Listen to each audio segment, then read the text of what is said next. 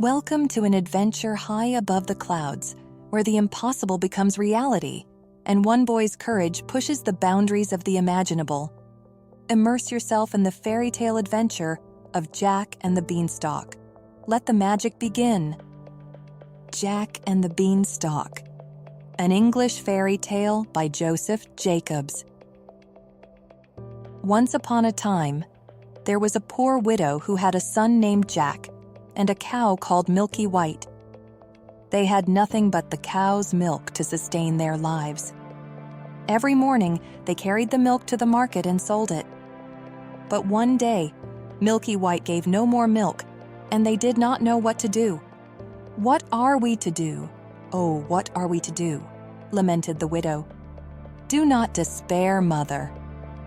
I will go away and look for work," said Jack.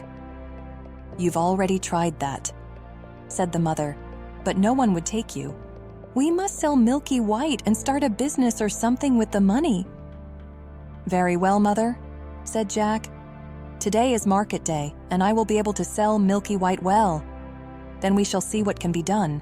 Jack tied the cow to a rope and walked away with her. On the way to the market, he encountered a strange old little man who said to him, "Good morning, Jack."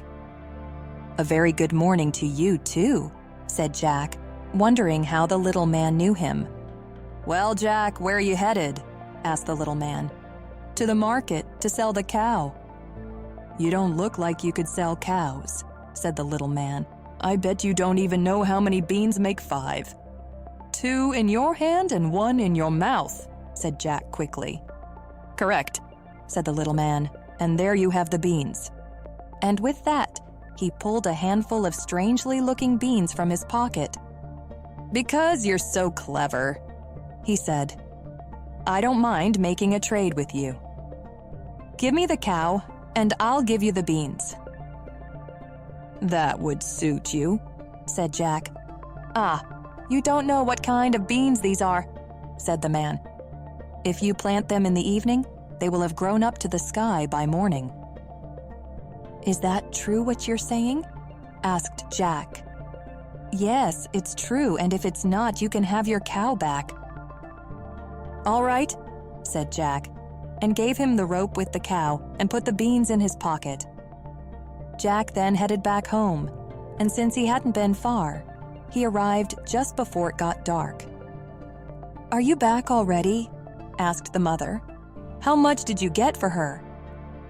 "You'll never guess, mother," said Jack. Well, it can't be that bad, my good boy. 15? No, 20, that's not possible." "I told you you'd never guess. What do you say to these beans? They're magic beans. Plant them overnight and—" "What?" exclaimed the mother. "Are you such a klutz, such a fool, such a nitwit, and traded our Milky White for a handful of worthless beans?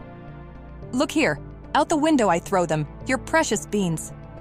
And you, off to bed. No spoonful of soup and not a bite of bread will you get tonight." Sad, Jack climbed into his little attic room. He was sorry that his mother was so angry and that he had to go to bed hungry. At last he fell asleep. When Jack awoke the next morning, his room looked quite peculiar. The sun shone brightly into one corner, while everything else was dark and shadowy. Jack hopped out of bed and ran to the window. And what do you think he saw? Yes, the beans that his mother had thrown out of the window had sprouted into a huge vine that had grown taller and taller, up to the sky. The little man had spoken the truth. The beanstalk wound its way past Jack's window. He just had to open the window and take a small step onto the beanstalk, which stretched like a great ladder to the sky. So Jack climbed, he climbed and climbed and climbed until he finally reached the sky. And when he got there was a long and wide road that went straight on.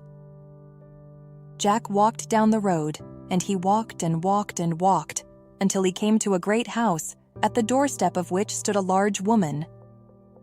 "Good morning, good lady," said Jack, as politely as he could. "Would you be so kind as to give me something for breakfast?" He had not eaten anything, and, as you know, had not had any dinner the night before, and he was as hungry as a wolf. "You want breakfast?" said the very large woman. "The breakfast will be you yourself if you don't make yourself scarce quickly. My husband is a giant, and there's nothing he loves more than roasted boy meat on bread. He'll be here any minute." "Oh, please, good lady, give me something to eat. I haven't had anything since yesterday morning, and it's all the same to me whether I'm roasted or I die of hunger."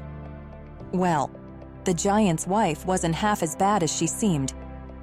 She led Jack into the kitchen and gave him a large slice of bread and cheese and a jug of milk. But Jack had not yet finished eating when already, tap, tap, tap. The whole house began to thunder from the noise the giant made as he approached. "For heaven's sake, my husband is coming!" cried the giant's wife. "What shall I do? Quick, jump in here!" And like a bundle, she shoved Jack into the oven just before the giant came in. He was a huge giant. He had 3 calves tied by their legs to his belt. He untied them, threw them on the table, and said, "There, wife, roast these few for breakfast."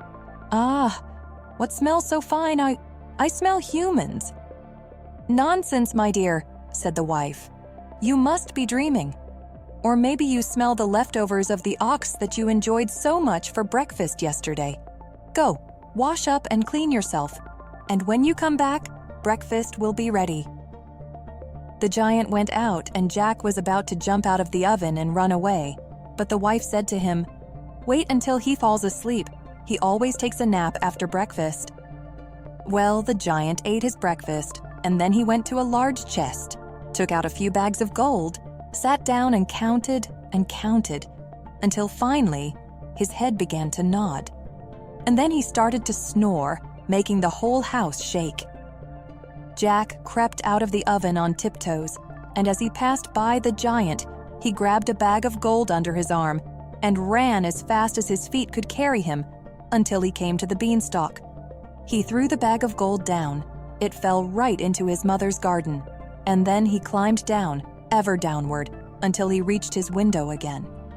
He told everything to his mother, showed her the gold in the bag, and said, "Now, Mother, wasn't I right about the beans? They are truly magic beans." They lived off the gold in the bag for a good while, but eventually that came to an end, and Jack decided to try his luck with the beanstalk again. One beautiful morning, he got up early and climbed up the beanstalk, and he climbed and climbed and climbed until he came again to the road and to the great house where he had been. And sure enough, there stood the large woman again on the doorstep. "Good morning, good lady," said Jack, as boldly as he could. "Would you be so kind as to give me something to eat?" "Quick, run away," said the large woman, "or my husband will come and eat you for breakfast."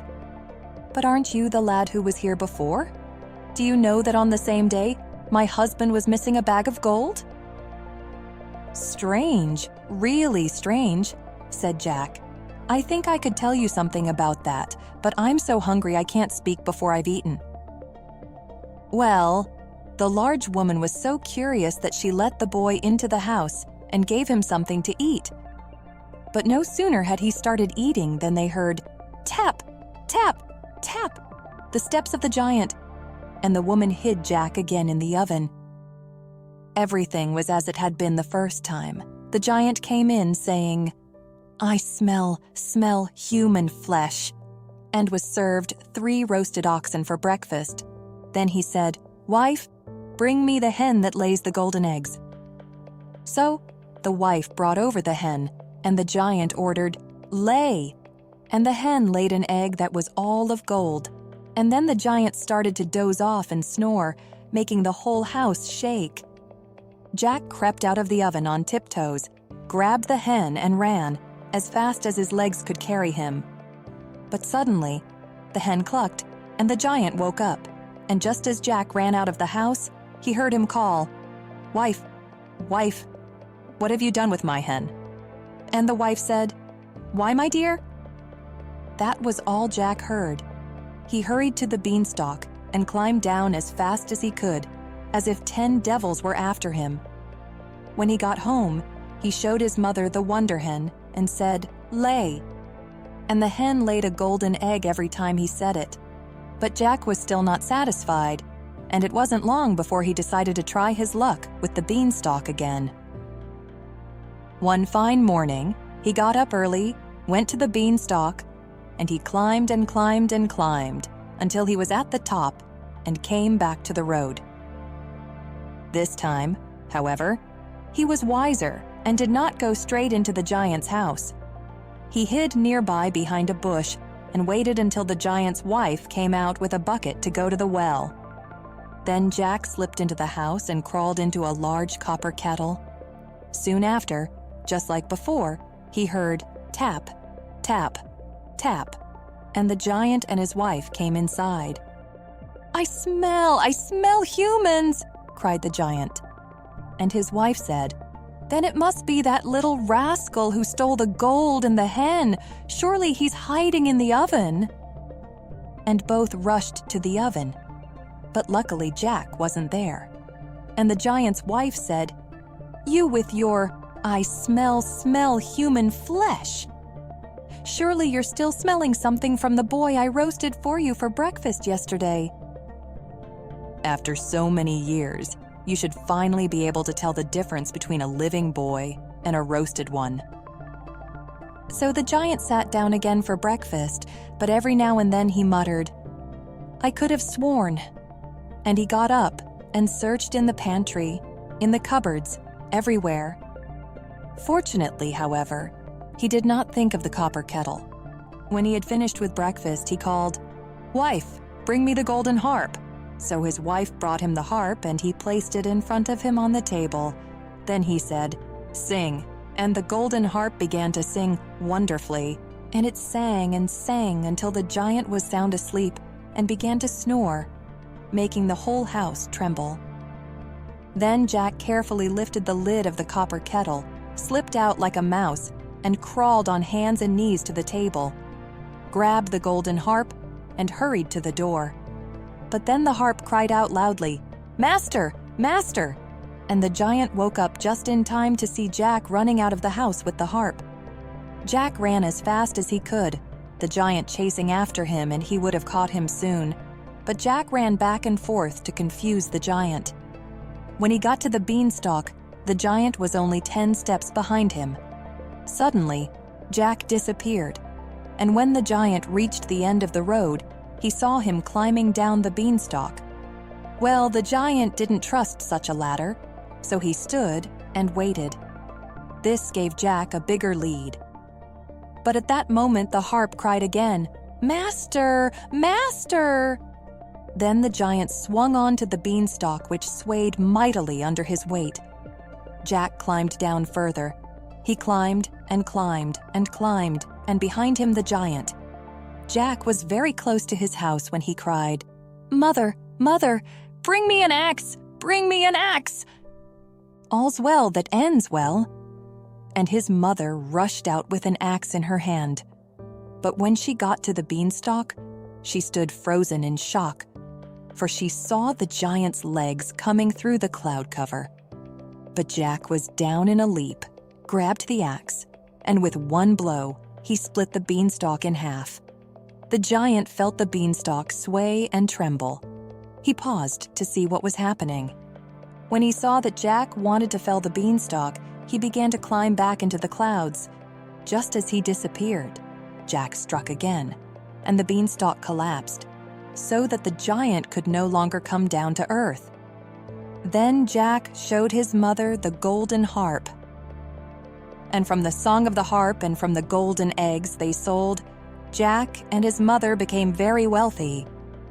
Jack married a beautiful princess, and they lived happily ever after. Thank you so much for sticking around until the end.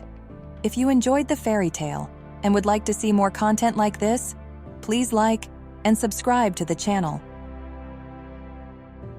Your feedback is valuable to us, so please leave a comment with your thoughts or suggestions for future fairy tales. Thank you for your support, and we'll see you next time.